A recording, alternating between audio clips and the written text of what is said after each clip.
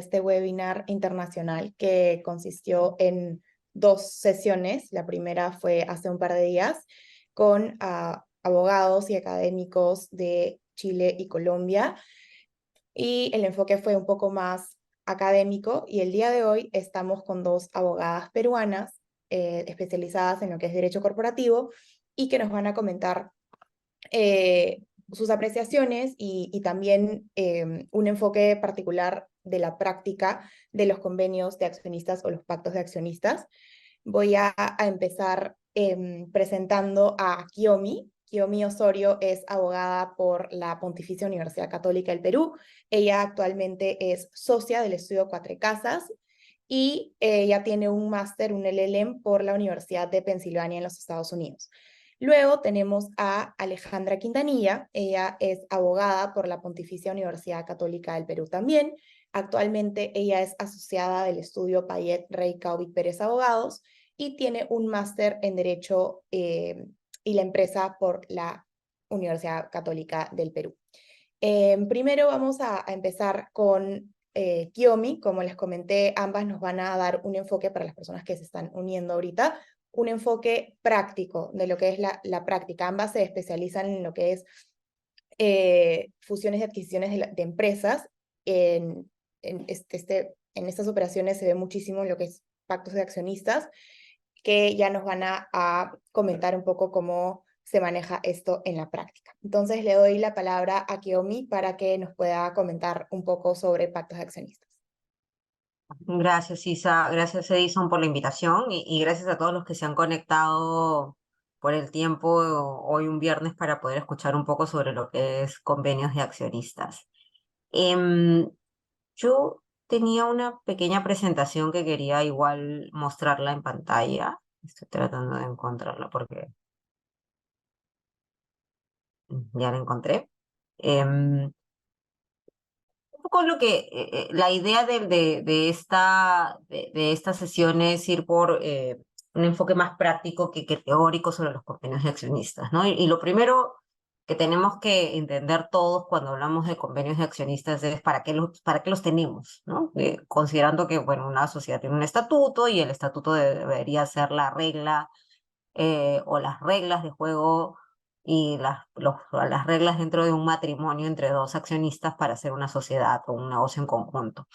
Sin embargo, pues en la realidad de distintas jurisdicciones, incluyendo sobre todo Perú, pues lo que tenemos es que a veces no podemos colocar todas estas reglas en nuestro estatuto por distintos motivos. El principal, desde mi punto de vista en Perú, es porque tenemos un registrador que probablemente nos observe muchas de las cosas creativas que queramos meter nosotros en nuestro estatuto, lo cual hace bastante inconveniente poder pactar cosas demasiado complejas en un estatuto. Y lo segundo es pues porque el estatuto, por lo menos en Perú, tiene que estar inscrito en registros públicos, ¿no? Y eso da posibilidad de que cualquiera pueda pedir el título archivado de ese documento y revisar los pactos que quizás uno quiera que se mantengan más en privado. Entonces, es por eso, esa es la razón práctica por la cual no establecemos todo lo que queremos establecer en el estatuto, sino que tenemos este documento privado, este contrato privado que se llama convenio de accionistas. Y ese es el motivo por el cual usamos esta herramienta, pero ¿cuándo la necesitamos? ¿Cuándo necesitamos usar esta herramienta? Es básicamente cuando tenemos a 2 grupos económicos diferentes o 2 jugadores diferentes que vamos a hacer un negocio conjunto. Porque claramente si somos un mismo grupo, este convenio no lo vamos a necesitar, porque somos nosotros quienes controlamos y decidimos qué queremos hacer con nuestro negocio. No ocurre así cuando, digamos, decidimos hacer un negocio con un socio distinto o cuando en una operación de money hay una adquisición de acciones, pero no por el 100%, sino que hay una adquisición por una parte de las acciones y pues lo que va a conllevar a que 2 grupos distintos o 2 accionistas diferentes tengan este matrimonio por un tiempo determinado, ¿no? Entonces, para establecer reglas claras, pues tenemos que tener este convenio de accionistas. Ese es el momento cuando necesitamos utilizar esta herramienta. Ahora, interesante es ver que dependiendo de cuál es la estructura del accionariado, pues tendremos que establecer ciertas cláusulas en el convenio de accionistas. Una cosa es tener un accionariado 50-50 donde claramente ninguno tiene mayoría para poder tomar decisiones y probablemente la toma de decisiones y los entrampamientos en la toma de decisiones van a ser mucho más frecuentes porque tenemos 50-50. Entonces, algún mecanismo para este desbloqueo tendremos que usar y tendremos que pactar en nuestro convenio de accionistas.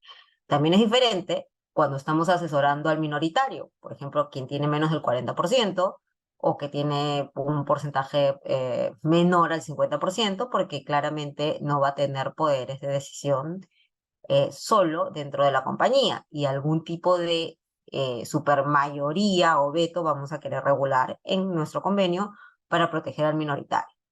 Si somos mayoritarios, pues probablemente decidamos no, o nuestra preferencia va a ser no tener un convenio y regirnos por lo que establece la ley. Finalmente las decisiones las podemos tomar solos. Entonces, a lo que voy con todo esto es que el convenio de accionistas es un instrumento que utilizamos cuando existen dos grupos distintos o dos o más grupos distintos dentro de una sociedad y tenemos que regular ciertas cosas que no son convenientes establecerlas en nuestro estatuto. Y dependiendo de a quién estemos asesorando, pues estableceremos determinadas cláusulas en nuestro convenio de accionistas. Por eso es que no hay una regla, va a depender del caso concreto. Entonces es muy importante que lo tengamos todos en cuenta. ¿Qué pactamos en nuestro convenio de accionistas? Podemos pactar distintas cosas, finalmente este es un contrato, pero lo que solemos pactar nosotros, precisamente porque somos dos grupos distintos, son las reglas de convivencia y los umbrales para la toma de decisiones, ¿no? Sobre todo si somos minoritarios, pues queremos proteger este derecho de poder decidir o impedir alguna decisión que pueda hacer que nos licúen dentro de la compañía. Y además, como mayoritarios, pues también querremos pactar reglas de juego y de convivencia para evitar entrampamientos dentro de la compañía. Habrán otras cosas que podamos pactar, sí, existirán muchas más. Las principales, como les digo, son las reglas de convivencia, los umbrales de tomas de decisiones, pactos de entrada y salida de accionistas y reglas para evitar entrampamientos y para poder salirnos de la sociedad en caso, pues, lleguemos a tener alguna discusión que ya merite el divorcio. Yo siempre veo esto como un matrimonio. O sea, para mí esto es, estamos casados y vivimos felices por un determinado momento y nuestro convenio de accionistas también nos va a ayudar al momento en que nos querramos divorciar, ¿no? Para saber cuál es el procedimiento que tenemos que seguir. Entonces, un poco los temas que abordaremos rápidamente en esta sesión son temas bajo la Ley General de Sociedades, temas de gobierno corporativo, restricciones y limitaciones a las transferencias, soluciones de controversias y otras cosas misceláneas que podemos pactar en nuestro convenio de accionistas. Algunas cosas no entraré tanto en detalle para que la siguiente ponencia pueda entrar o sea, pueda entrar al corazón de estas cosas que vamos a mapear en esta sesión. Temas de la Ley General de Sociedades. O sea, es importante pues que sepamos de que la Ley General de Sociedades peruana establece la posibilidad de tener estos pactos de accionistas, pero también tenemos que tener en cuenta de que si hay algún tipo de diferencia o discrepancia entre lo que se establece en el estatuto y lo que se establece en el pacto de accionistas, siempre va a prevalecer lo que se establece en el estatuto. Entonces, ¿por qué traigo esto a colación?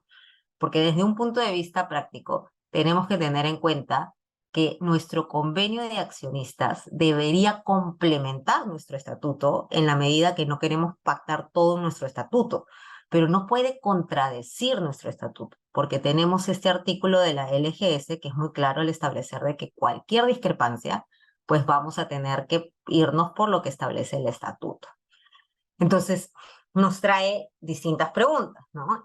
Una de las preguntas que nosotros siempre nos hacemos cuando estamos viendo convenios es, claro, como hay una prevalencia del estatuto, pues claramente no podemos establecer reglas en contra del estatuto. Pero la segunda pregunta que nos hacemos y entramos en reflexiones, ¿tendríamos que tratar de establecer la mayor cantidad de cosas que estamos pactando en nuestro convenio de accionistas en nuestro estatuto, o podríamos dejar el estatuto simple para efectos de regular todo en un convenio? ¿Qué es lo que conviene, no?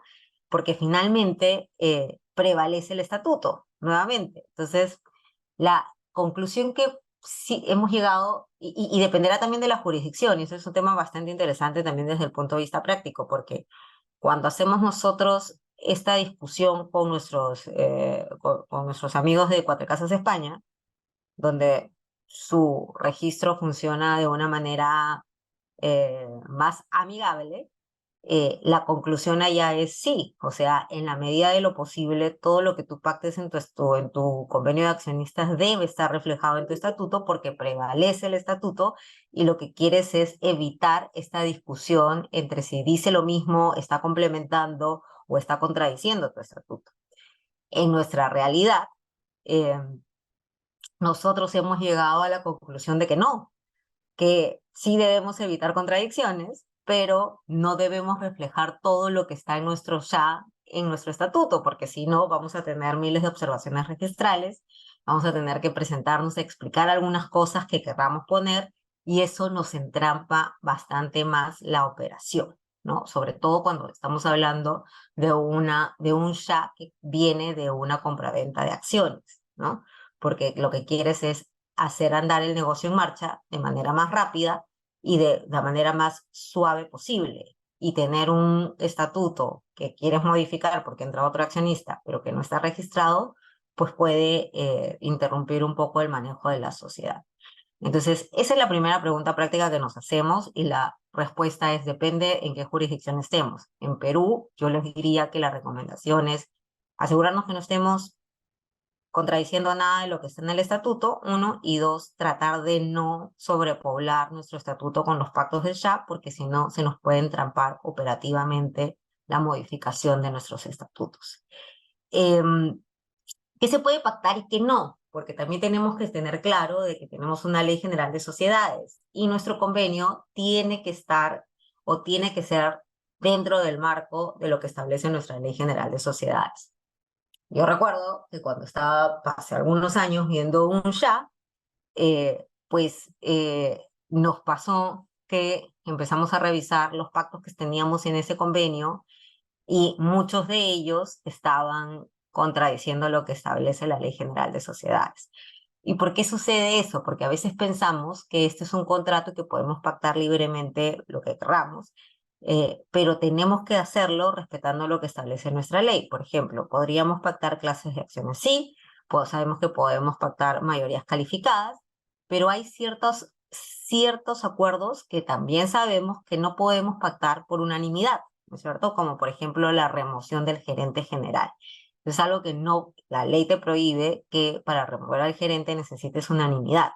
¿Ya? Entonces, esos acuerdos tenemos que tenerlos mapeados, pues esas normas tenemos que tenerlas mapeadas para no cometer el error de establecer en nuestro estatuto algo que contravenga nuestra LGS o nuestro Código Civil, porque en ese caso incluso podría llegar a hacer nulo el acuerdo que estemos estableciendo en nuestro estatuto. Entonces, como tercer punto importante es qué se puede pactar y qué no se puede pactar en el estatuto. Si es un contrato, prima la libertad contractual, pero dentro del marco, como cualquier contrato, dentro del marco normativo, qué cosa está establecido en la LGS y qué cosa está establecido en nuestro estatuto. Entonces, siempre hay que tener eso en cuenta. Y como último punto práctico en relación con la LGS, importante también tener en cuenta es si la sociedad va a participar o no va a participar de ese convenio de accionistas. No es necesario que participe. La recomendación práctica es que sí participe. Total, ya estamos los accionistas, sobre todo si estamos el 100% de los accionistas sentados en esa mesa negociando ese estatuto. Pero si no, pues vamos a tener un trámite adicional que es enviar una notificación a la sociedad para que tome conocimiento del ya y lo pueda anotar en nuestra matrícula de acciones. ¿Por qué? Porque nuevamente, esto es para que pueda, digamos, ser público a todos los accionistas de la sociedad, pues tiene que quedar anotado en nuestra matrícula de acciones. Ok, entonces nuestra matrícula de acciones, es lo que les decía, tiene que estar comunicado en la matrícula de acciones, también debería estar asentado en los certificados de acciones, pero muchas veces no los tenemos. Aquí como tema práctico es, ¿se tiene que emitir siempre un certificado de acciones? No, no siempre se tiene que emitir. O sea, podríamos pactar podríamos dejar asentado en nuestra matrícula de acciones que la sociedad no ha emitido el certificado. Y en ese caso, pues no habrá necesidad de anotar, porque no tenemos certificados, la existencia de este convenio en la matrícula de acciones.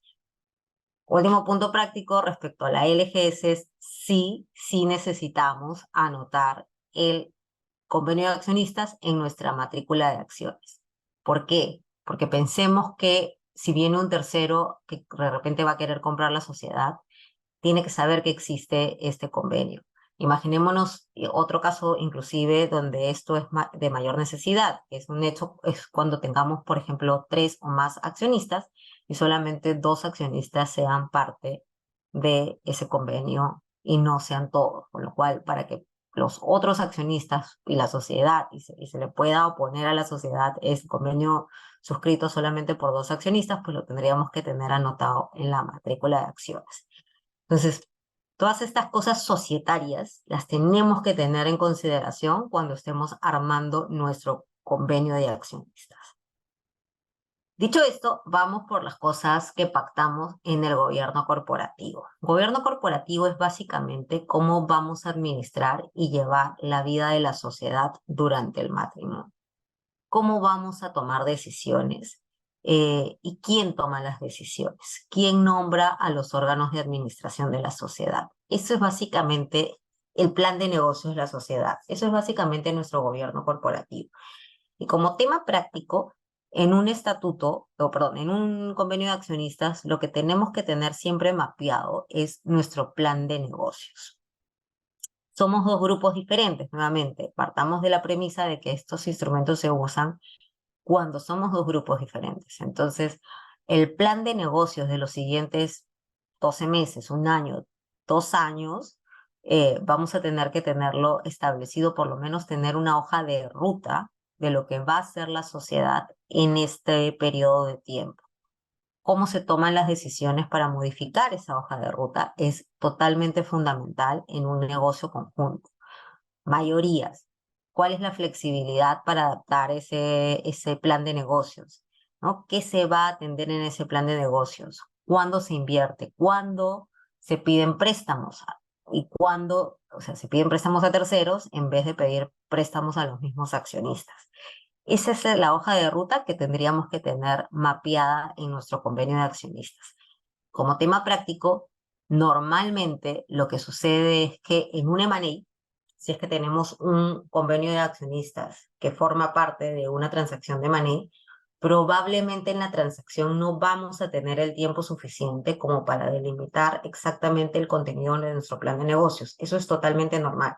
Entonces, como ya sabemos que en la práctica no vamos a tener oleado y sacramentado nuestro plan de negocios, lo que tenemos que hacer es por lo menos establecer parámetros. ¿Qué es lo que se va a decidir para poder decidirlo después sin entrar en una discusión que pueda terminar malogrando todo lo que hemos ido negociando en el pasado? Entonces, es muy importante ser realistas en el hecho de que un plan de negocios totalmente oleado y sacramentado es muy probable que no lo vayamos a conseguir en el marco de una transacción de money, pero los outlines de lo que tiene que contener ese plan de negocio sí debemos establecerlos para evitar una discusión posterior de qué cosa es lo que se quería hacer con la sociedad una vez que ya entremos, una vez que ya estemos casados, ¿no? Mecanismos de gobierno corporativo. Cuando hablamos de órganos de la sociedad, hablamos un poco del directorio, gerencia y junta general de accionistas. Como comentario general, en un convenio de accionistas tenemos que tener claro cómo se toman las decisiones a nivel de junta, qué decisiones requieren supermayorías, si alguna, qué decisiones requieren veto, si es que hay alguna, y quién nombra a los directores, qué decisiones toman los directores, quién nombra al gerente, cuál es la labor del gerente. Eso es algo que tenemos que tener claro. Y dependiendo a quién estemos asesorando, pues será claro que vamos a tratar de que haya mayorías, supermayorías o vetos. Si yo estoy por el lado del minoritario, pues claramente voy a querer tener veto. No quiero supermayorías, quiero veto. Yo quiero poder bloquear alguna decisión que vaya a implicar que el negocio se vaya por otro lado o que pueda implicar que me licúe. Eso es claro. Si soy mayoritario, tengo un interés distinto. Como mayoritario, lo que yo voy a decir siempre es, oye, yo te permito tener ciertas supermayorías, ¿no? En determinadas decisiones, pero si tú pierdes un porcentaje determinado, estos privilegios se acaban, porque yo soy mayoritario, yo ya debería por ley poder tomar decisiones respecto a todo lo que quiera hacer dentro de la sociedad. Entonces, nuevamente, va a depender a quienes estemos asesorando, pero claramente el minoritario va a querer controlar la toma de decisiones y el mayoritario va a decirte, yo soy mayoritario, yo por ley podría hacer todo y te estoy dando ciertas prerrogativas porque estamos haciendo un negocio en conjunto. Pero cuando bajes ese threshold de porcentaje, ya pierdes todas esas prerrogativas. Entonces, habiendo dicho eso, directorio. Tenemos que definir el número y quién nombra o cuántos miembros nombra cada parte. Quórums y mayorías. ¿Y qué cosa va a decidir el directorio? ¿Por qué lo digo? Porque en la práctica, me pareció muy curioso, pero en la práctica yo he tenido casos donde decíamos, claro, en junta tenemos, digamos, vetos. ¿Ya? Vamos a poner así. El minoritario tiene vetos para aprobar contratos con vinculados. Es decir, sin el voto favorable del minoritario, la sociedad no puede suscribir contratos con partes relacionadas. Está perfecto, por junta. Pero a nivel de directorio, eh, no hacíamos la salvedad de que ese acuerdo tenía que también tener un veto de los directores nombrados por el minoritario en el momento de tomar una decisión respecto a acuerdos con vinculada. Entonces, ¿qué terminaba pasando en ese caso? Pues que si bien no podía adoptar el acuerdo mediante Junta General de Accionistas, lo podía hacer mediante sesión de directorios y por las puras me quedé peleándome con mi contraparte sobre las supermayorías o vetos a nivel de junta porque no lo recogí a nivel de directorio. Entonces, por eso es fundamental saber qué decisiones va a tomar la junta, qué decisiones va a tomar el directorio. Podrían ser las mismas, sí, pero si son las mismas, tenemos que tener claro que las mismas, la misma quórums y las mismas mayorías que se establecen en junta, tenemos que replicarlas en el directorio para que no se nos escape o no se nos pase un elefante por la cara y simplemente no veamos que tiene que reflejarse en ambas sedes de toma de decisiones, ¿no? ¿Qué puede establecerse? Un tema práctico también. Unanimidades a nivel de directorios, desde nuestro punto de vista, no se puede, porque la norma también te establece de que tienes que, o sea, tú no puedes pedir quórums, o sea, tú no puedes pedir que todos los directores estén presentes en una sesión. Entonces, por símil, tampoco puedes pedir que los acuerdos se establezcan por unanimidad. Entonces, por eso es que la supermayoría funciona y los vetos también funcionan para tratar de evitar irnos contra esta norma de la LGS, ¿no?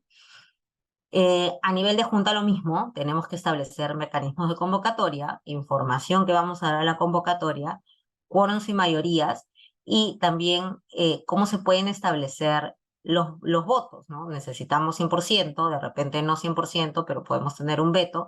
Todas esas cosas, dependiendo a quién estemos asesorando, las tenemos que tener mapeadas y las tenemos que establecer en nuestro convenio de accionistas.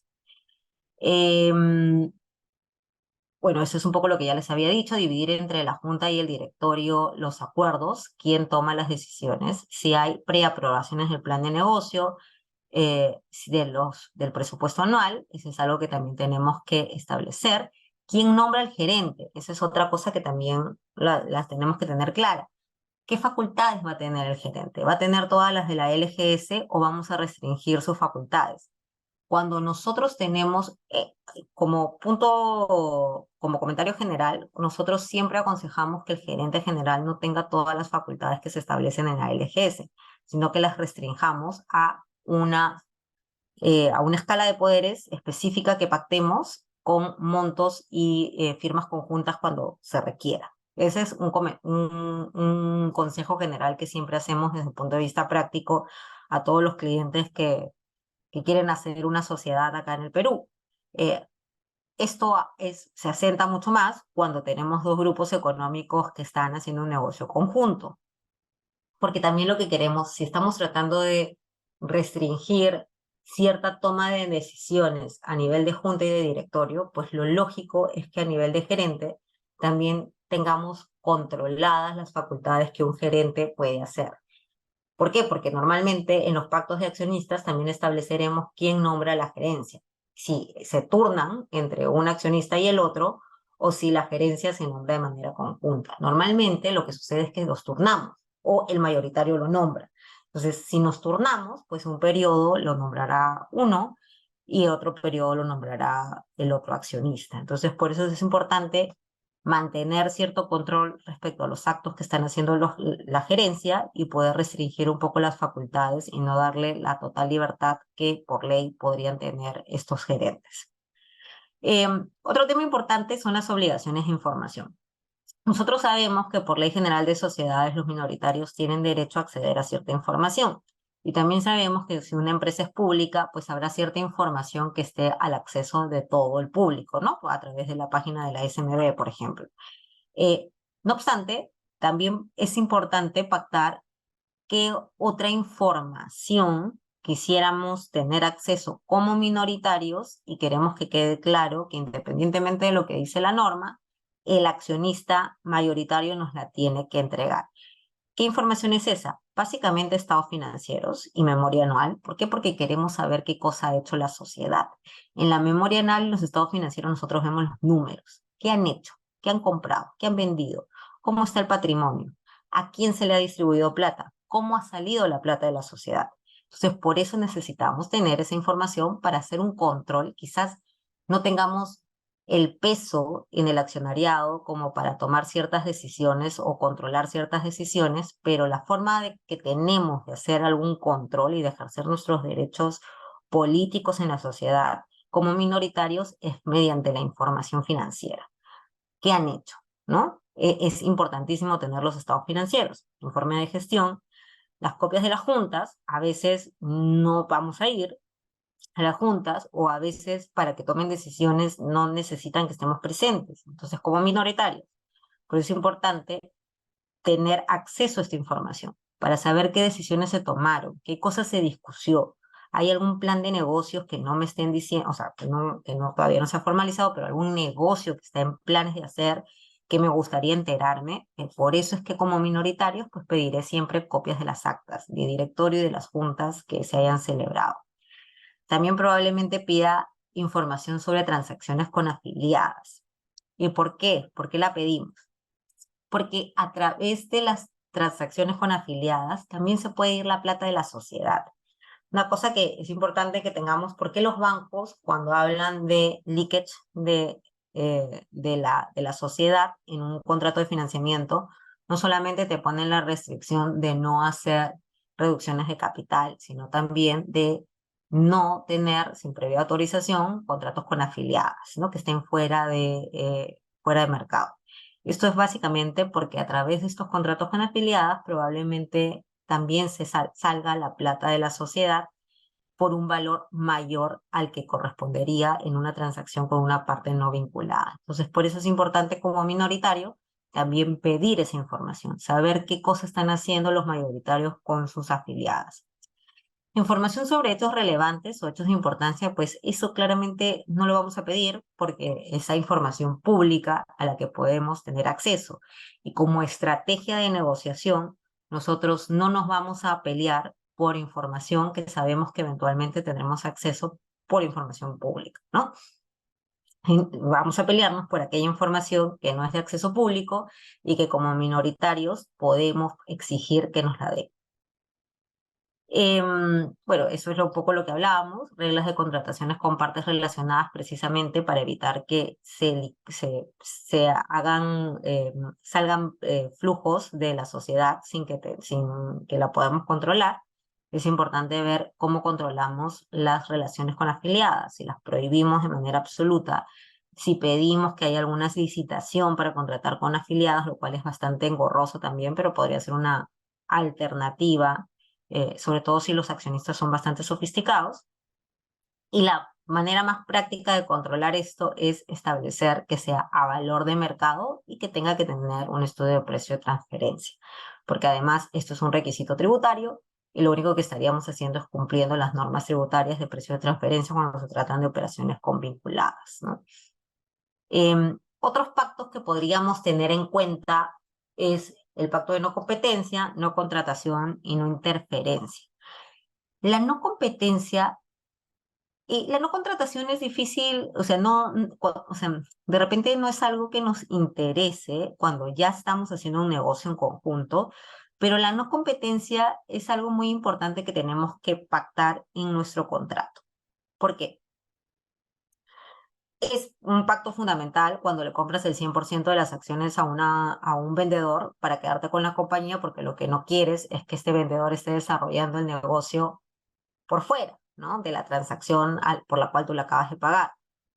Pero también es importante cuando nos quedamos en la sociedad, porque el know-how de lo que ha hecho la sociedad y del negocio de la sociedad lo tienen los vendedores, ¿no?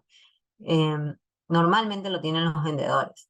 Y lo que no quiere un comprador que entra en sociedad con un vendedor es que este vendedor esté haciendo el mismo negocio también por fuera. Tiene la misma lógica que si compráramos el 100% de las acciones. La idea es que cuando decidamos hacer este negocio en conjunto, lo hagamos a través de esta compañía.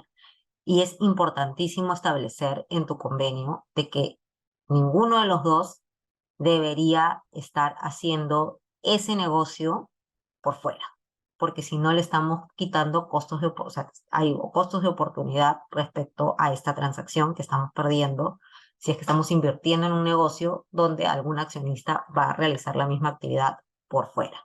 Entonces, esa es una cláusula que siempre tenemos que procurar, dependiendo del tipo de negocio de que se trate, establecerla en nuestro pacto de accionistas. Eso es un poco más de lo que les decía, los umbrales para el ejercicio de derechos.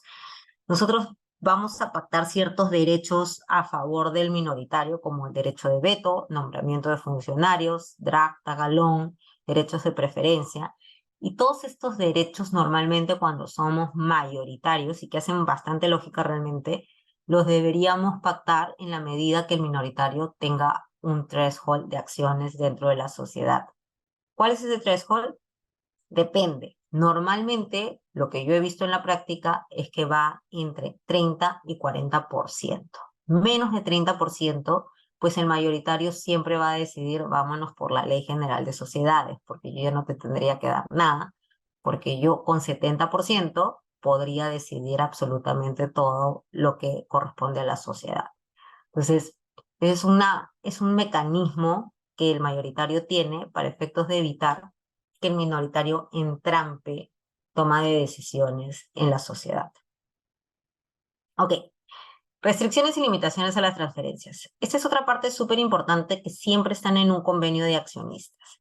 Y las limitaciones pueden ser temporales, no pueden ser absolutas, eso es clarísimo porque la ley te lo prohíbe, y pueden estar sujetas a aprobaciones de directorio, junta, comité y cumplimiento a ciertos requisitos. Acá no voy a entrar a tanto detalle porque ya debemos haber visto, ya debemos saber de que las limitaciones o prohibiciones a la transferencia básicamente son 5 cosas. La primera es el lock-up period, que es el periodo de permanencia mínimo en la sociedad. Es decir, nosotros entramos a hacer un negocio en conjunto, entonces no te vayas tan rápido, porque si no, ¿para qué estamos haciendo todo esto? Por lo menos debes darle un chance a esta relación por un par de años. ¿Cuál es ese periodo? Dependerá de la negociación. Mínimo 2, he visto máximo 4. ¿Ya? Pero por ese periodo nos quedamos los dos y tratamos de sacar adelante este negocio. El segundo es el derecho de adquisición preferente. Acá lo importante que tenemos que tener en cuenta es que existen dos tipos de derecho de adquisición preferente. El derecho de primera oferta y el derecho de adquisición preferente, yo le digo puro y duro, ¿ya? ¿Cuál es la diferencia entre uno y el otro? El derecho de adquisición preferente implica que tú primero tengas una oferta de un tercero para adquirir tus acciones y luego vayas a los otros accionistas y les digas, tengo esta oferta, si tú me quieres comprar, tienes el derecho de adquirirme preferentemente a un tercero, pues me tienes que igualar esta oferta o superarla. pero yo voy con mi accionista después de haber negociado con un tercero. Y el derecho de primera oferta, en cambio, lo que implica es que sí, tu accionista, tu socio, tiene derecho de adquirirte las acciones preferentemente. Pero antes de que yo decida ir a ofrecerle mis acciones a un tercero, primero le tengo que avisar a mi socio que las quiero vender. Y luego de eso salgo. Si el socio me dice que no, no las quiere comprar, entonces ahí ya salgo al mercado a venderlas. ¿Por qué hago esta acotación? Porque nuevamente, desde el punto de vista práctico, dependiendo a quién estemos asesorando, escogeremos una o la otra. ¿Ya? Si nosotros estamos asesorando a fondos de inversión de private equity, claramente preferiremos el derecho de primera oferta. ¿Por qué? Porque el fondo de inversión de private equity tiene un mandato de salida, tiene que salir de esa inversión. Entró para pimpear la sociedad y luego venderla a mayor precio. Luego de que ya está totalmente lista para vender, tiene que salir rápido. Ese es su mandato. Si yo me volteo, o sea, si yo empiezo a negociar con terceros, pero les digo a todos que mi accionista puede bloquear esa transferencia porque tiene un derecho de preferencia, el tercero se desincentiva. No quiere meterle tiempo y esfuerzo y dinero a una transacción que puede ser frustrada por el accionista. Entonces, es difícil conseguir ofertas. Segundo, tengo mayor tiempo en el proceso, porque tengo que salir a negociar con un tercero y luego de esa negociación larga me tengo que voltear con mi accionista para ver si él me la quiere comprar o no me la quiere comprar y volver a negociar con mi accionista términos de la oferta. Entonces es un proceso muy largo que puede implicar que haya pocos interesados y el fondo de inversión de private equity tiene que salir rápido y a un buen precio. Entonces, si yo estoy asesorando el fondo de inversión de private equity, me iré con el derecho de la primera oferta. Si en cambio estoy asesorando a un accionista que tiene vocación de quedarse en la sociedad, que no tiene intención de salir rápido, probablemente voy a tratar de empujar el derecho de adquisición preferente puro y duro. ¿Por qué? Porque quiero saber quién va a entrar a la sociedad. Quiero tener la oportunidad de bloquear a terceros que no me gustan para que no entren en la sociedad en la cual yo pretendo quedarme por mucho tiempo. Entonces, es importante saber a quién estamos asesorando para elegir uno u otra forma del derecho de adquisición preferente. ¿De acuerdo? Importantísimo. Luego tenemos nuestro dragalón, que es el derecho de arrastre. Normalmente este derecho lo tienen los mayoritarios. El minoritario, si es que alguno de ustedes está asesorando al mayoritario y el minoritario tiene el derecho de arrastrarlos, ahí se les ha ido les han metido un gol de media cancha, porque eso no sucede. El único que debería tener la posibilidad de arrastrar al otro accionista es el mayoritario. ¿Por qué? Porque lo que quiere evitar es que el minoritario le bloquee una venta, porque probablemente un comprador quiera comprar el 100% y el minoritario no puede tener esa herramienta como para bloquearte una transacción de esta manera. Por eso el mayoritario siempre tiene el derecho de arrastrar al minoritario en caso tenga un comprador que quiera vender el 100%, que quiera comprar el 100% de las acciones. Y el último punto es el derecho, el tagalón, que es el derecho de acompañamiento, ¿no? Que esto también lo sabemos, que es cuando tenemos un tercero que va a comprar y el minoritario probablemente quiera unirse para que también le compren sus acciones. ¿Y por qué tenemos este derecho? Pues básicamente porque el minoritario no se quiere quedar con un tercero que no conoce, con quien no ha negociado en una sociedad, como minoritario sin tener derechos de poder, o sea, sin tener ese poder de administrar la sociedad como mayoritario. Entonces, por eso sí le damos este derecho de acompañamiento, podrían ser perfectamente a cualquiera de las dos partes sin ningún problema. Entonces, es importante tener esto en cuenta para saber qué cosa pactamos y qué cosa no pactamos. Como ya les he dicho, dependiendo del tipo de accionista al que estemos asesorando, nos iremos por un derecho u otro. Si estamos asesorando al mayoritario, pues claramente preferiremos tener nuestro dragalón y no le daremos el dragalón al minoritario. Eh, Además de estas restricciones a las transferencias, también podremos pactar a ciertos puts y calls, pero esto está un poquito más pensado en los momentos en que tengamos una situación de bloqueo, que no voy a entrar más a detalle en el tema porque entiendo que vamos a hablarlo en la siguiente ponencia, pero los puts y calls son los derechos de opción de compra y opción de venta, ¿no? Que es también una herramienta que podemos utilizar para poder separarnos de nuestro accionista en caso la situación se ponga complicada por tomas de decisiones o porque simplemente ya no nos aguantamos. Es un mecanismo que podemos utilizar para divorciarnos sin tener mayor complicación en que la sociedad siga funcionando.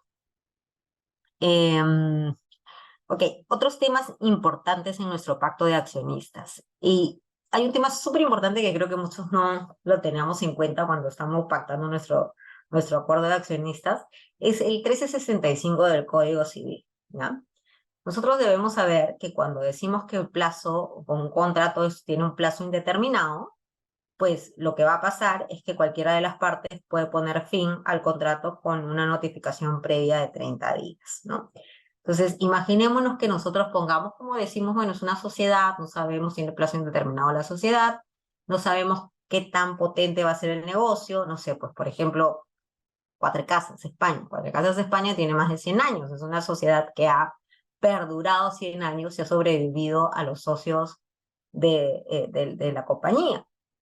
Entonces, a veces decidimos poner que nuestro convenio también tendrá plazos indeterminados. Eso es un gran error, porque si ponemos eso, lo que va a suceder es que cualquiera de nuestros accionistas, en principio, bueno, cualquiera de los socios podría decir, oye, esto es un plazo indeterminado, yo podría terminar el contrato con una notificación previa.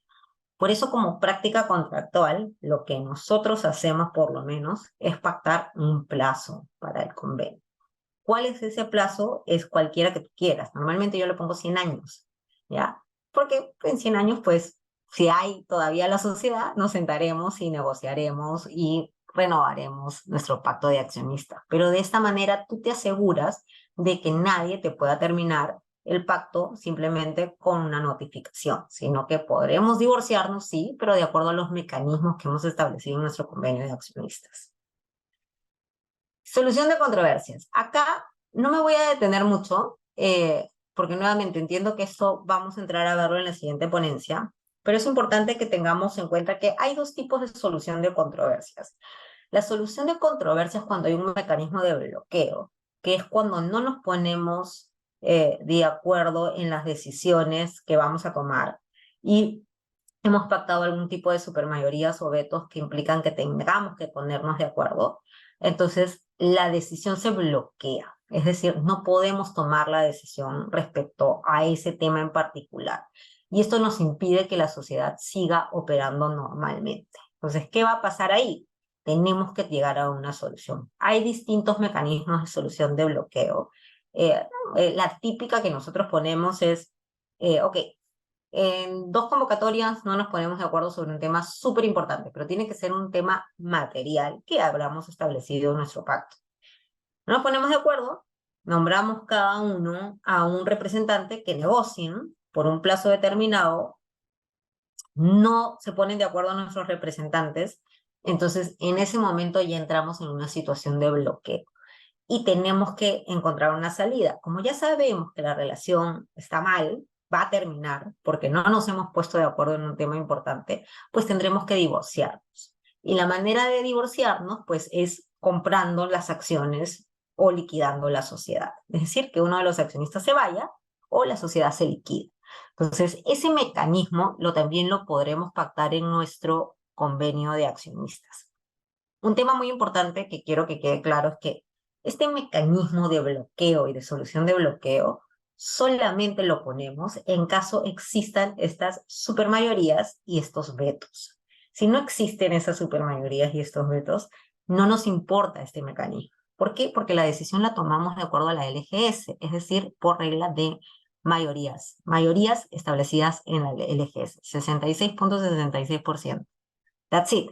No nos compliquemos y no le demos a nuestra contraparte herramientas para complicar el manejo de la sociedad.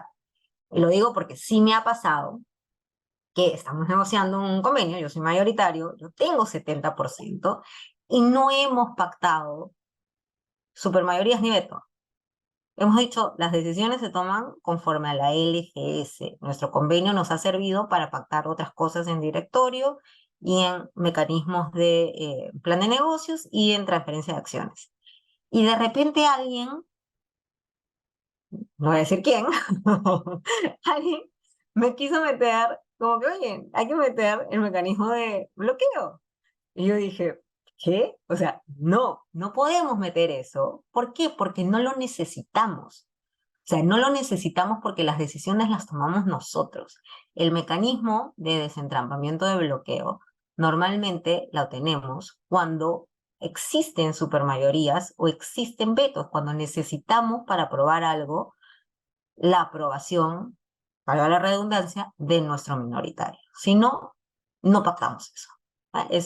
No nos sirve y nos complica más y les damos herramientas a nuestra contraparte que no necesitamos dárselas.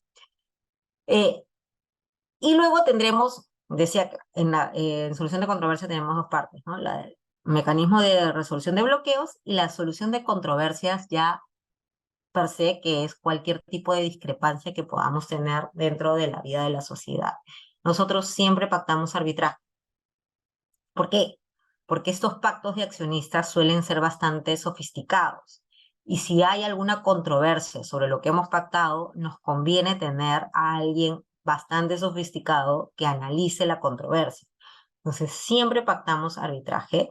La sede arbitral siempre es de la sociedad, del lugar de constitución de la sociedad. Y la ley, pues obviamente la ley de la constitución de la sociedad. Y lo digo porque podemos tener accionistas de distintas jurisdicciones, ¿no? Entonces siempre va a haber esta pregunta de, oye, ¿dónde es la sede? ¿Quién es? O sea, ¿a qué tribunal arbitral nombramos?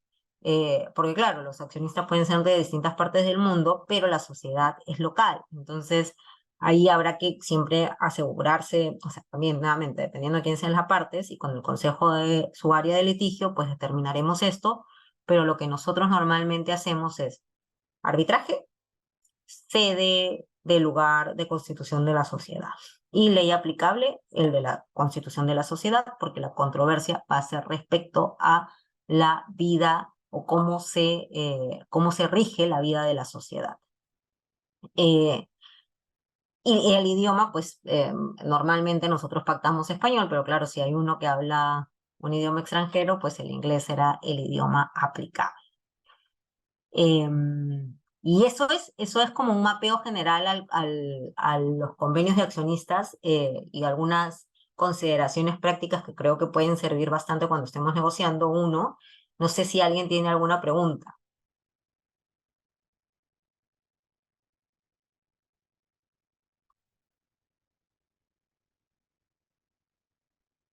Creo que todavía no, más bien creo que las van a hacer al final, pero no hay ningún problema. Sabemos que, bueno, Kiomi se tiene que retirar porque tiene una reunión que es muy importante, entonces, de todas maneras, si no, le hacemos llegar sus preguntas.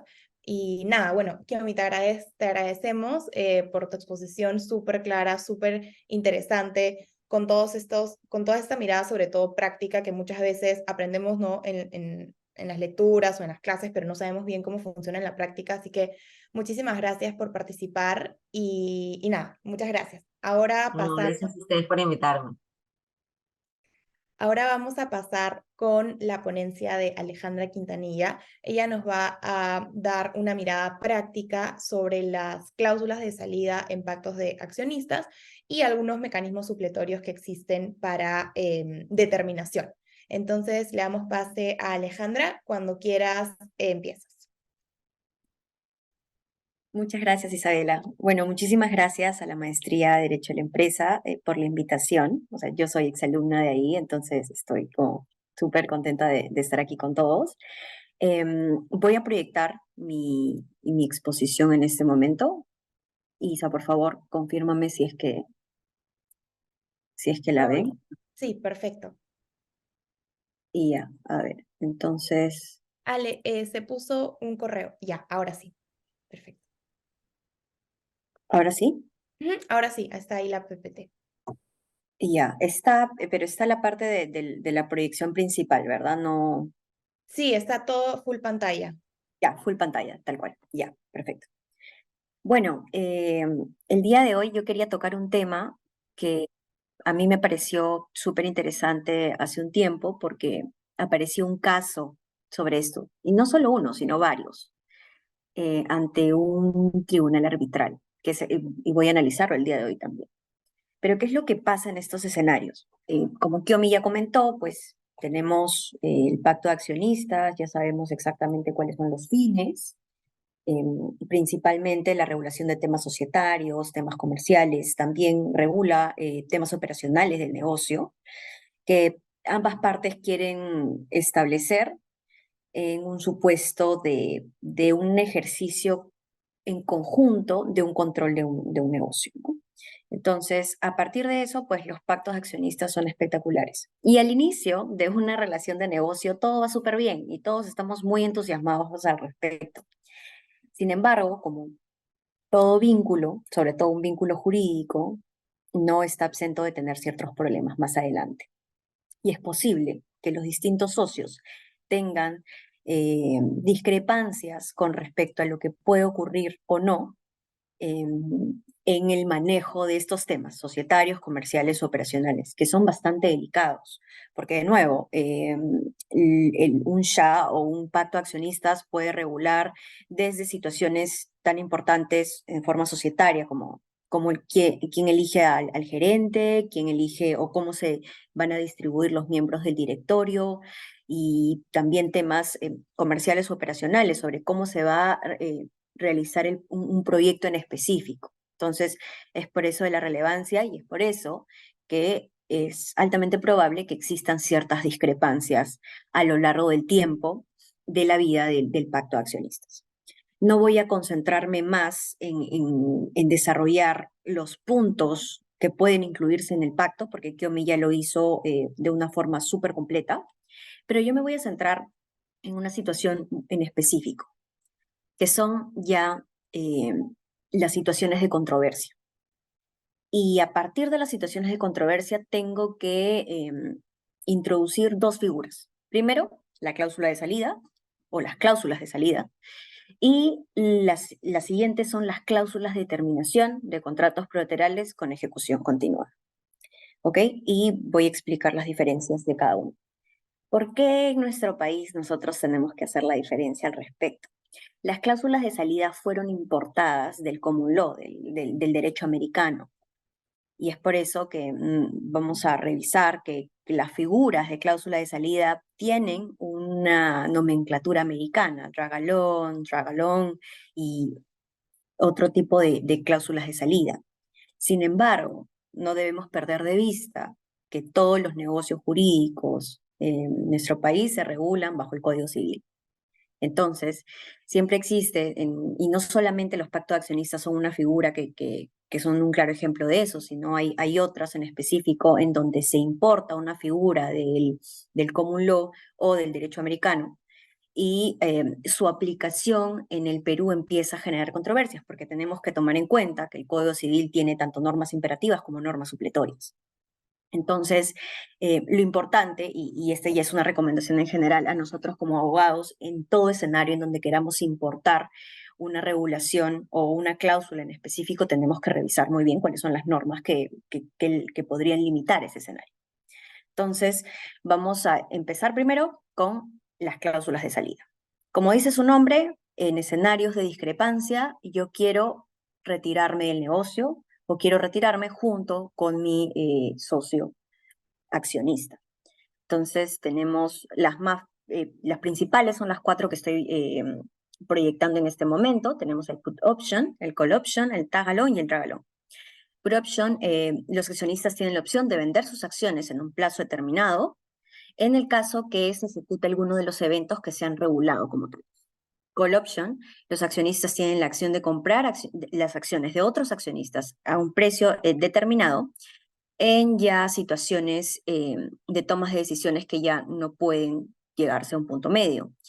Tag along, drag along, principalmente tag along, es la obligación del accionista mayoritario de ofrecer junto con la venta de sus acciones, la venta de las acciones de los accionistas minoritarios. Y drag along es una figura que permite a los mayoritarios vender sus acciones a terceros en caso de que un inversionista ofrezca comprar la mayoría del capital social. Entonces, en todos esos escenarios, estamos regulando ya la salida de un socio ante una situación de discrepancia, ¿ok? Y todas estas cláusulas, como no están reguladas en ninguna norma peruana, tienen que pactarse.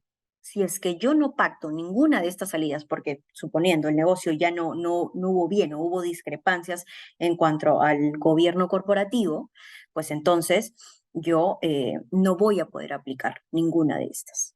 Y ahí es cuando entramos en problemas. ¿Y qué es lo que pasa cuando yo no tengo ninguna cláusula de salida y tengo discrepancias con un socio? Pues entonces empiezan salidas más creativas. Y una de las salidas creativas y que se ha establecido, y en general es ya la doctrina tiene o sea, la doctrina mayoritaria tiene ya establecida esta postura, es que el artículo 1365 del Código Civil, que regula la terminación anticipada de contratos de ejecución continuada, puede aplicarse a un pacto de accionistas cuando yo ya estoy en una situación insalvable. Esta posición tiene muchísimas controversias y también tiene, o sea, estamos casi, la doctrina está dividida. ¿Por qué? Porque por un lado tengo las personas que dicen, yo no puedo quedarme toda mi vida en un pacto, en un convenio, en un contrato con el cual ya ni siquiera me siento cómodo. Y es una posición totalmente válida. Y efectivamente tiene que ser así. Yo no puedo establecer vínculos contractuales eh, a largo plazo o perpetuos, que de nuevo, los vínculos son, y sobre todo los vínculos de socios son bastante dinámicos. Entonces, esta postura tiene quizás mayor acogida. No obstante, también existe una posición importante que dice que los pactos de accionistas no son cualquier contrato, sino que tienen una naturaleza reglamentaria, adicionalmente a ser un negocio jurídico. Y por lo tanto, al tener una naturaleza reglamentaria, no es que podamos aplicar eh, a, a ojos cerrados cualquiera de las figuras que están establecidas en la sección de contratos del Código Civil. Entonces, ¿qué es lo que pasa? ¿Cómo se han puesto en controversia estas dos posturas? Y voy a saltarme un poquito para hablar sobre el caso de Season Group y Blue Orbis. Y este es un caso real, ocurrió en el 2010. ¿Y qué es lo que pasó? Pues Season Group y Blue Orbis son empresas del mismo grupo, y por el otro lado teníamos a comercializadora Llantas Unidas. Lo que hace Season Group y comercializadora Llantas Unidas eran accionistas en una compañía. Season Group quiere salir y vende sus acciones a otra empresa del grupo económico, que es Blue Orbis. Y comercializadora de Llantas Unidas le dice, por si acaso, Blue Orbis, si tú quieres entrar como nuevo accionista en vez de Season, vas a tener que adscribirte al convenio de accionistas que nosotros ya hemos pactado. Entonces, Blue Orbis dice, ok, perfecto, junto con el contrato de compraventa de acciones, yo adicionalmente voy a adherirme al convenio de accionistas que tú tenías con Season. Season sale y yo entro. Hasta el momento todo bien, pasaron mucho tiempo en donde los temas societarios, los temas operacionales y comerciales funcionaron muy bien. Sin embargo, llegó un momento en donde hubo controversias respecto de quién iba a ser el accionista de la empresa. Comercializadora proponía a una persona, mientras que Blue Orbis y el grupo el Season Group, proponía a otro gerente. Entonces, en ese momento no se pusieron de acuerdo, hubieron distintas discrepancias y empezaron a utilizar las mayorías de los directorios. Entonces, Comercializadora y Llantas Unidas tenía la mayoría respecto del directorio, y lo que hizo fue aplicar su mayoría para poder elegir al gerente general. En ese momento, Blue Orbis le pide que por favor deje de vulnerar el convenio de accionistas, porque habían distintas regulaciones sobre las cuales ellos tendrían que seguir. El directorio no podría solamente seguir órdenes de uno solo de los accionistas, sino que éstas tenían que llegar en conjunto. Con lo cual, Comercializadora de Llantas Unidas, al estar harta de esta situación, lo que dice es, me salgo del convenio de accionistas utilizando este artículo, el 1365 del Código Civil. A todo esto, Season Group presenta una demanda junto con Blue Orbis y le dice, tú no te puedes, no se puede terminar un pacto de accionistas con el 1365 del Código Civil. Aún, o sea, con mayor razón, no lo puedes hacer si es que este pacto de accionistas está conexo o coligado a un contrato de compraventa de acciones. Y ahí es donde se genera la controversia respecto de qué es lo que tiene que pasar. ¿Realmente Comercializadora de Llantas Unidas puede resolver el contrato a partir del 1365 y a partir de eso podemos afirmar que los pactos de accionistas pueden ser terminados por ese mismo artículo del Código Civil? Y la verdad es que el Tribunal Arbitral no la tuvo nada sencillo. O sea, las posiciones en ese laudo están muy bien explicadas y allí en ese laudo se establece la naturaleza contractual y reglamentaria del pacto de accionistas. Y a mí me gustó mucho esa postura, porque yo también concuerdo con que del pacto de accionistas no estamos entre cualquier contrato bilateral o plurilateral, sino que definitivamente es un contrato que tiene una situación específica, y es que regula temas societarios, operacionales, comerciales de una empresa, entonces de una sociedad. No se debe de perder de vista ese aspecto de los pactos accionistas. Y por lo tanto, decía que al tener esta naturaleza dual, no es que de forma supletoria se le va a aplicar todo el libro de fuentes de las obligaciones del Código Civil, todo el libro de obligaciones del Código Civil, o sea, eso no debería pasar de esa forma. Y también el Tribunal Arbitral estableció una suerte de estándar en el cual se tenía que revisar las acciones de cada uno, o sea, o los comportamientos de cada uno de los accionistas a lo largo de un pacto, porque el pacto de accionistas también está bajo el principio de la buena fe y definitivamente todos los accionistas que suscriban este pacto tienen que comportarse conforme a lo que han establecido en el pacto de accionistas. Entonces, el pacto de accionistas es perpetuo si es que yo estoy con un socio y ya estoy empezando a tener discrepancias y me quiero salir, pero lamentablemente no he regulado ninguna forma de salirme. Ya está, me quedo ligado o ligada a una situación de esas, y pues la respuesta no es tan sencilla. La respuesta va a ser que va a depender mucho del lenguaje que se utilice en el pacto de accionistas. Sin embargo, la posición clara y mayoritaria es que ningún accionista y ninguno, nosotros como abogados, deberíamos recomendarle a ninguno de los accionistas que se mantenga en un vínculo que ya no solamente está perjudicando al propio accionista, sino también a la propia operación de la sociedad. Entonces, es importante revisar que las cláusulas de terminación, las cláusulas de salida son también súper importantes. Quizás nosotros no le prestemos la debida atención al inicio de la relación comercial, pero conforme van avanzando, sí que son importantes. Y a partir de eso, tengo una serie de recomendaciones que puedo hacer. Entonces, ¿qué es lo que tengo que hacer para evitar este tipo de controversias, de que mi socio me lleve ante un tribunal arbitral y nos pongamos a discutir sobre si yo me puedo realmente salir de mi pacto de accionistas? O sea, le estoy pidiendo a un tercero que evalúe mi interés para saber si realmente puedo o no salirme de un contrato. Y esos son escenarios que tendríamos que evitar.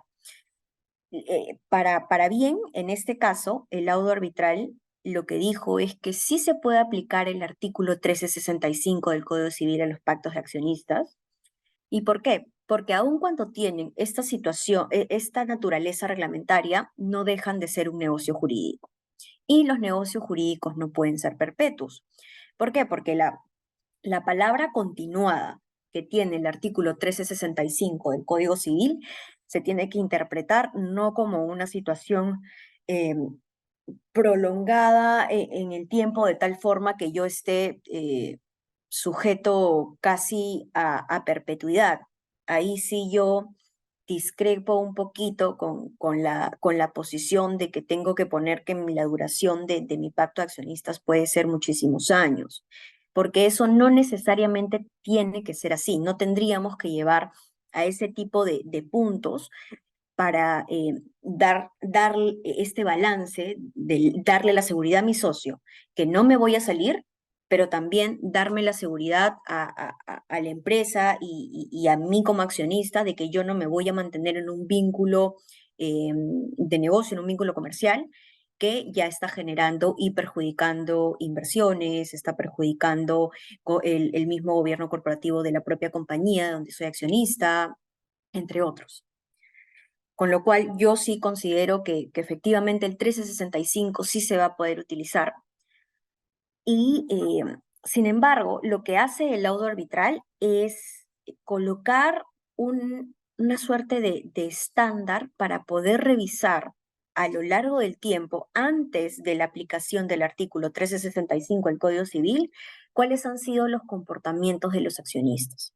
Si estos han sido contrarios o no a la buena fe, si es que ha habido o no ha habido abuso de derecho, y al hacer la ponderación y un análisis de razonabilidad, llegar a la conclusión que sí, razonablemente puedo utilizar el 1365, porque no es que haya excedido la buena fe, es que efectivamente ha habido una situación de discrepancia a partir de la elección del gerente general, que tema no menor, y a partir de eso, todos estos actos y estas situaciones han generado que ya la situación se vea insalvable y por lo tanto se realice la terminación anticipada del pacto de accionistas.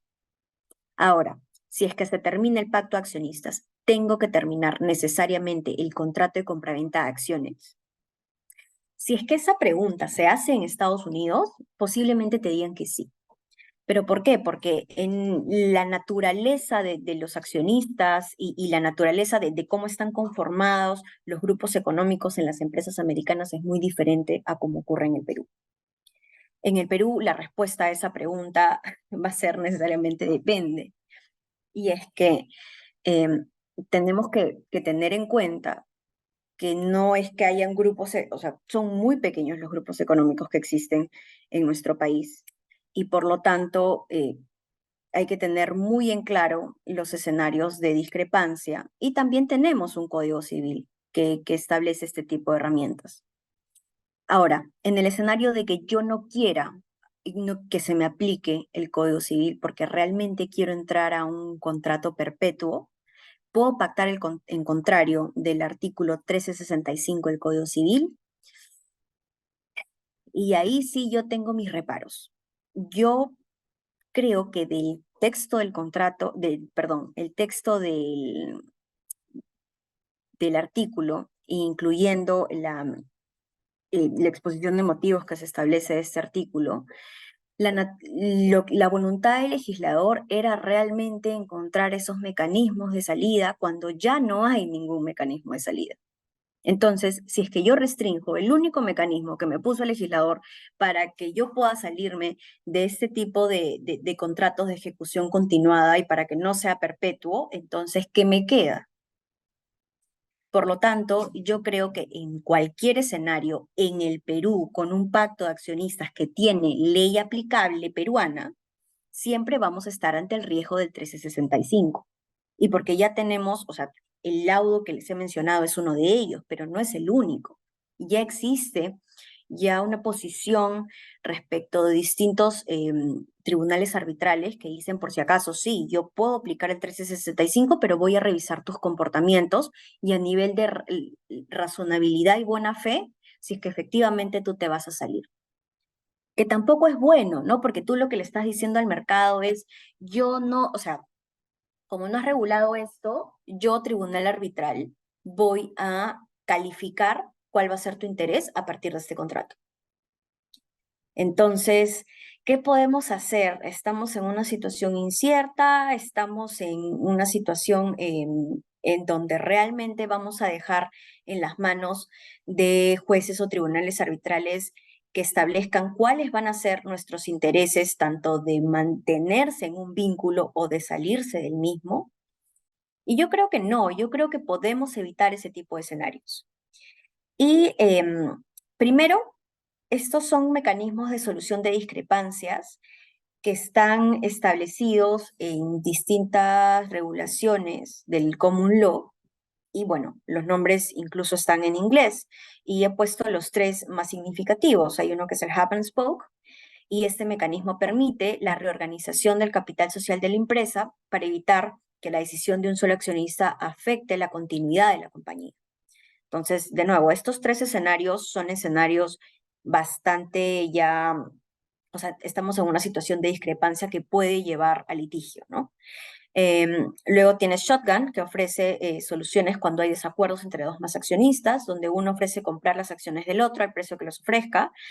Esto es más o menos parecido a las cláusulas de salida que vimos de put option y call option, pero la diferencia es que aquí pues no hay reglas, porque en las otras sí tienes que establecer los eventos taxativamente. En este caso no, sería como una suerte de carta libre. Si es que ya no te soporto, vendo, ¿no? Pero de nuevo, en ese escenario lo que está pasando es que contrato de compraventa viene ligado al pacto de accionistas.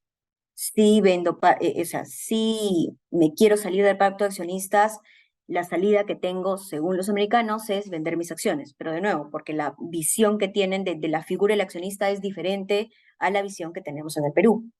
En el Perú sí es posible que yo quiera salirme de un pacto de accionistas y aún así yo pueda mantenerme como accionista en la sociedad. ¿Por qué?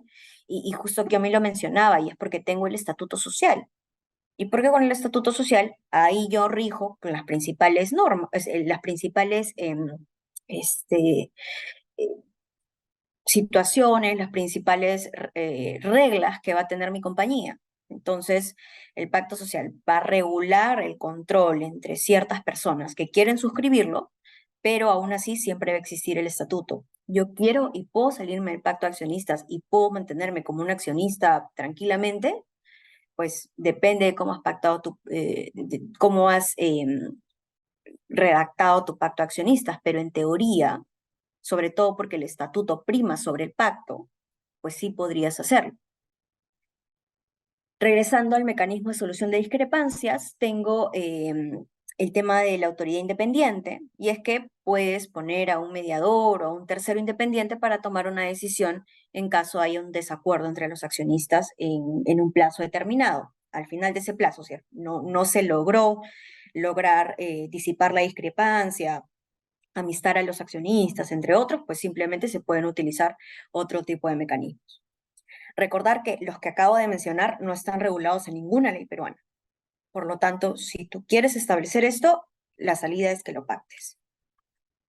Ahora bien, regresando a la aplicación del 365 del Código Civil y las posiciones que pueden tener los distintos tribunales arbitrales sobre la aplicación de este artículo, pues uno, como les comenté, dependerá del lenguaje utilizado en el pacto. Es muy diferente si es que yo pongo pacto de accionistas entre, no sé, Isabela y Alejandra, y otra cosa muy distinta es que yo pongo un pacto de accionistas entre los accionistas que conforman la empresa Pepito Sac, ¿no? Entonces, ahí estamos hablando, en el primer escenario estamos hablando y en donde se regula una situación en específico de dos socios en un momento determinado.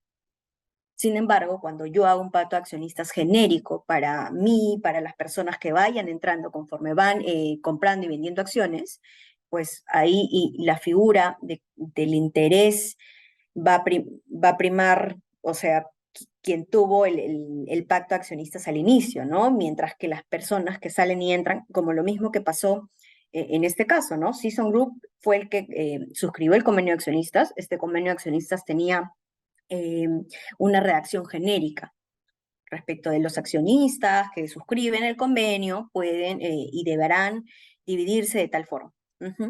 Entonces es ahí en donde vuelve a entrar Blue Orbis y se generan ciertos problemas respecto de lo genérico que va a ser el lenguaje. Para evitar esto, propongo una simple cláusula. Y esta es una cláusula de terminación anticipada que puedo incluir en mi pacto de accionistas. Para generar un balance entre generarle confianza a mi socio o accionista de que no me voy a ir, pero también generarme la posibilidad a mí mismo y a la empresa que represento, este balance puede ser generado a través de una de estas cláusulas que regulan una suerte de terminación anticipada con una comunicación vía notarial, siempre y cuando se califique un evento adverso. Y el evento adverso, perdón, evento adverso, ¿qué es lo que sería? Pues sería lo que ustedes quieran, ¿no? Puede ser simplemente porque eh, las partes, no sé, empezaron a tener más de, no sé, una discrepancia sobre cierto tema y un mediador o un tercero independiente no pudo resolverlo. Eso puede ser un efecto adverso. Pero ya encuentras mecanismos que te llevan a una situación de que puedo salirme tranquilamente y no tengo que replantear una demanda arbitral para que me digan sí, me salgo de mi pacto, ¿no? Esto es terminación anticipada, ¿ok? ¿Puedo pactar una cláusula que tenga que ver con el incumplimiento? Definitivamente. Es más, yo lo recomiendo mucho. Puedo pactar una cláusula que tenga que ver con la resolución por el incumplimiento, que es una cosa totalmente distinta a una terminación anticipada de mi pacto de accionistas sin que me dé un incumplimiento en específico, sino que simplemente están habiendo distintas discrepancias a partir del gobierno corporativo, operaciones, temas de comercio, proyecto, etc. ¿Ok? Entonces, eso es muy importante porque de nuevo, las dos se gatillan en escenarios totalmente distintos. Y es muy importante tener el lenguaje claro con respecto de estas cláusulas, porque me ha pasado que hay situaciones ambiguas, porque como se utiliza la palabra, y normalmente nosotros utilizamos la palabra resolución como una palabra polisémica, yo uso la resolución tanto para cuando quiero ir por incumplimiento como para cuando quiero simplemente salirme, porque puedo salirme. Entonces, esas dos cosas son diferentes. En una situación de incumplimiento, definitivamente puedo listar los escenarios en donde mi accionista podría estar en un escenario de incumplimiento, por ejemplo, y creo que la más grave es que intente vender sus acciones sin antes cumplir con alguno de los derechos de adquisición preferente que se han incluido en el pacto de accionistas. Ahí yo puedo simplemente salirme del pacto y decirme, ¿sabes qué? No, yo ya no quiero porque tú estás incumpliendo. En este escenario simplemente es, como digo, yo puedo colocar un efecto adverso que sea X, que sea cualquiera, y a partir de ese efecto adverso yo puedo decir, oye, por si acaso se gatilló este efecto adverso, no lo sé, que tenga que ver con alguna insolvencia, que tenga que ver con algún tipo de cambio, con una situación de fluctuación en el mercado, etcétera, ¿no? Que ya no me convenga estar en el negocio o que ya no me convenga estar contigo en el negocio, ¿no? Entonces, esos tipos de escenarios sí pueden clasificarse como tal. Y ya para terminar, quería establecer algunas consideraciones prácticas cuando se quieran implementar cláusulas de salida, cláusulas de terminación anticipada o cláusulas de resolución por incumplimiento en un pacto de accionistas, es que tengamos primero la redacción clara. Es importante que estas cláusulas estén redactadas muy claro, pero también muy sencillo. O sea, como verán, no es que necesito llenar todo el papel de todo un párrafo gigante de qué es lo que necesito. O sea, puedo utilizar incluso definiciones para poder llenar de contenido mi cláusula y utilizando palabras que efectivamente quieran lo que yo necesito. O sea, si yo al final quiero salirme tranquilamente y sin necesidad de esperar un incumplimiento de mi contraparte, no utilizaría la palabra evento de incumplimiento. Y viceversa, si yo no quiero que mi contraparte se salga tan fácilmente, o sea, que no es que esté trasladando el 1365 al pacto de accionistas, sino que tenga distintos mecanismos para ello, sin necesidad de hablar de incumplimiento, pues entonces pacto algo mucho más complejo que esto, ¿no? Entonces, eso con respecto a la redacción. La segunda es comunicación constante entre los accionistas. Para asegurar que las cláusulas estén actualizadas, sobre todo porque muchas veces estos pactos de accionistas se suscriben en el momento uno y conforme pasa el tiempo, definitivamente van a existir ciertas discrepancias. Y la comunicación efectiva entre los accionistas va a posibilitar que se reduzcan ese tipo de discrepancias. Y finalmente, los accionistas tienen que saber para qué sirven sus herramientas. Yo, por ejemplo, he hablado en inglés de distintos tipos de figuras y muchas veces los abogados corporativos estamos acostumbrados a utilizar anglicismos, pero eso no es muy práctico, sobre todo si es que tengo clientes que realmente no saben qué es un hub and spoke, no saben qué es un shotgun, y yo no puedo poner este tipo de términos como si todas las personas entendieran lo mismo. Pero sí puedo poner cláusulas muy, muy claras en donde me establezcan los mismos derechos. Entonces, y capacitar a nuestros clientes que quieran establecer su propio pacto de accionistas, a saber cuáles son las herramientas, a mostrarle cuáles son la cantidad de herramientas que puede tener dependiendo de su interés, dependiendo si quiere, en el momento que para él salir del pacto de accionistas significa también salirse de la sociedad, pues entonces lo ideal para esa persona va a ser las cláusulas de salida. Si es que una persona quiere regular el pacto con un socio porque quiere intentar cómo va la situación, pero eh, quiere tener situaciones de salida siempre y cuando, pero mantenerse como accionista de la sociedad, entonces ahí aplicaría una cláusula de terminación anticipada, quizá con una o dos trampitas por ahí para dar un poco más de confianza al socio de que no es que me estoy yendo cuando me dé la gana, pero sí pondría una de esas. Y finalmente, si es que las partes quieren regular y quieren tener garantías respecto del cumplimiento de las obligaciones que tiene cada una respecto al pacto de accionistas, incluiría definitivamente una cláusula de resolución por incumplimiento del pacto. Entonces, esas son mis recomendaciones y creo que eso sería conmigo. No sé si es que hay alguna consulta, duda respecto de la exposición. Gracias, Ale. Te agradezco muchísimo y también en nombre de todos esta excelente exposición. Creo que ha sido una mirada, digamos, un enfoque particular, pero muy bien desarrollado y súper importante a la hora de la práctica de redactar y tomar en cuenta los convenios de accionistas. Creo que por el momento no hay preguntas. Creo que eso dice que todo ha quedado clarísimo.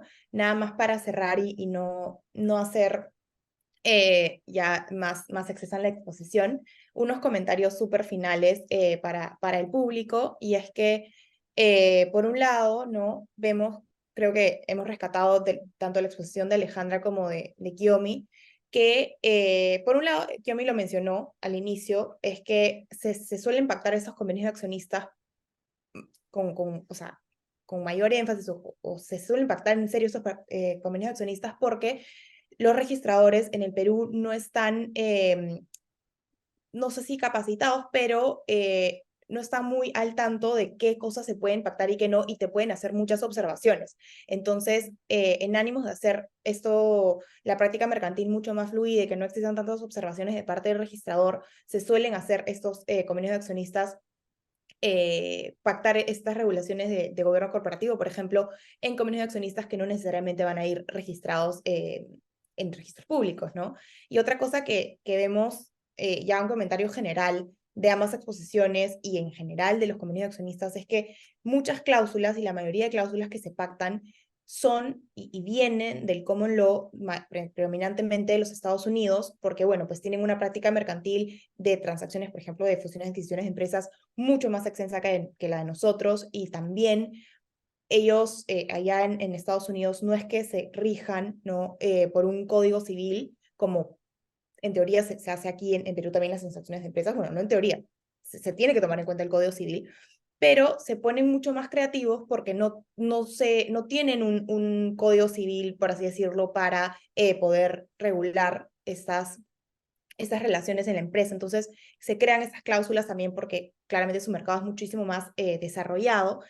Y nosotros, acá en el Perú o en Latinoamérica en general, queremos importar estas cláusulas por la efectividad que tienen en los Estados Unidos o como en general, pero hay que tener muy en cuenta, y como mencionaba Alejandra más específico, esta tropicalización que existe, porque claro, se prueba súper efectiva y se prueba válida en el ordenamiento de los Estados Unidos, por ejemplo, porque claramente no hay tantas restricciones como hay acá, tantas restricciones legales, o el sistema no restringe tanto, por así decirlo, la libertad de contratar allá que acá, ¿no? Entonces, a la hora de uno importar estas cláusulas, sí se puede encontrar con algunas contradicciones que podrían tener en nuestra legislación civil, ¿no? Por ejemplo, también, no lo voy a desarrollar, pero yo hice un trabajo de investigación sobre cómo es que había o podía haber un posible conflicto de las cláusulas shotgun, que les mencionó tanto Alejandra como Kiyomi, con el artículo 1534 del Código Civil, por un tema de que una de las partes no, está prohibido o es nula